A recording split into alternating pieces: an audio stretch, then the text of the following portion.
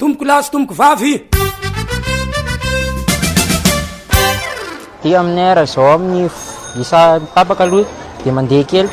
dia tapaka dia mandeha kely, tapaka dia mandeha kely. Dia nefa ilay fitondram-panjakana ireny tsy mahita vahaolana mihitsy afa-tsy ilay jiro kapoaka reny zarainy amin'ilay olona isan'andro lavy zao.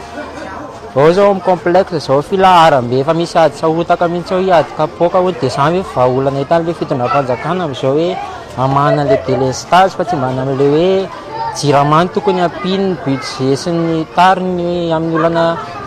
amin'ny hamahana an'ilay olana ara-délestage fa jiro kapoaka be ny vahaolana tokony mandinika mihitsy ny malagasy manoloana izay zava-misy amin'izao fa tsy manaiky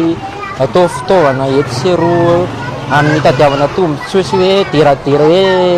manao manasoa ny vahoaka izay amin'ny fanomezana ny tolo-jiro tony fa tokony tonga saina ilay malagasy manoloana izay zava-misy zay satria izany ve ny hitandry zareo hamahana ny olona ny jiramamy izao hoe